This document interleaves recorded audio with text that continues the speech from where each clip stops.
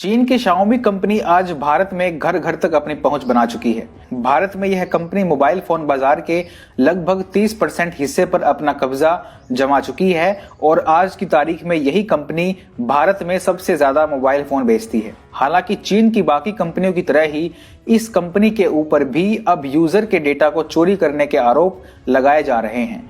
Forbes में छपी हाल ही की एक रिपोर्ट के मुताबिक कुछ रिसर्चर्स ने यह दावा किया है कि शाओमी न सिर्फ मोबाइल में इंस्टॉल हुई कुछ ऐप्स का डेटा चीन के किसी सर्वर में भेजता है, बल्कि वेब ब्राउजर में ब्राउज किए जाने वाले यूआरएल से जुड़ी जानकारी को भी कहीं फोन से बाहर भेजा जाता है, फिर चाहे यूजर किसी भी मोड में ब्राउजर को इस्तेमाल कर रहा हो। फोर्ब्स से बात करते हुए सरलिंग नाम के एक व्यक्ति ने बताया कि उसके पास एक Redmi Note 8 फोन है और वह कुछ दिनों से अपने फोन में कुछ अजीब बर्ताव देख रहा था। एक साइबर सिक्योरिटी रिसर्चर होने के नाते जब उसने इस मामले में और जांच की तो पता चला कि फोन का वेब ब्राउजर कई महत्वपूर्ण जानकारियों को चीन में अलीबाबा के सर्वर में पहुंचा रहा था। उस रिसर्चर ने यह दावा किया कि उसका फोन यह सब रिकॉर्ड कर रहा था कि उसने कौन सा फोल्डर खोला है और वह कहां स्वाइप कर रहा है। इसके साथ ही मोबाइल की कई सेटिंग से जुड़ी जानकारी को भी मोबाइल स्टोर कर रहा था।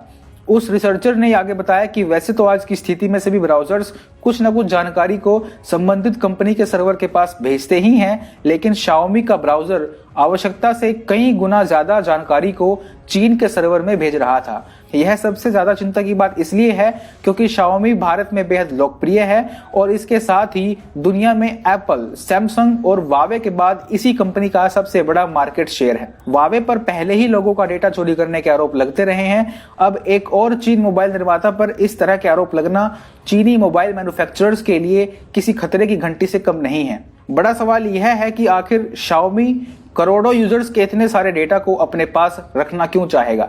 इसका जवाब यह है कि चीन बड़े पैमाने पर यूजर्स के रवैये को ट्रैक करने की योजना पर काम कर रहा है और इसके लिए उसने एक चीनी कंपनी सेंसर्स एनालिटिक्स के साथ करार भी किया है। सेंसर्स एनालिटिक्स के मुताबिक वह एक कंसल्टिंग सेवा प्रदान करने वाली कंपनी है और वह यूजर्स के बिहेवियर को ट्रैक करने में चीनी कंपनियों की सहायता करती है। अब सेंसर्स एनालिटिक्स कंपनी के पास इतनी बड़ी मात्रा में डेटा कहां से आता होगा, इसकी आप कल्पना ही कर सकते हैं। शाओमी ने इस खबर पर अपनी प्रतिक्रिया भी दी है और यह माना है कि उसने सेंसर्स एनालिटिक्स कंपनी के साथ कुछ संबंध किए हुए हैं, लेकिन कंपनी ने यह दावा किया है कि शाओमी कंपनी का कोई भी डेटा सेंसर्स कंपनी के सर्वर के साथ साझा नहीं होता है और आवश्यक डेटा को सिर्फ शाओमी के सर्वर्स तक ही सीमित रखा जाता है। इसी के साथ शाओमी ने यह भी कहा है कि ये दावे बिल्कुल झूठे हैं कि उसके फोन इस प्रकार यूजर्स के अति संवेदनशील डेटा को चीन में अपने सर्वर में स्टोर करती है और कंपनी ने दावा किया है कि वह क्षेत्रीय निजता कानूनों का सख्ती से पालन करती है।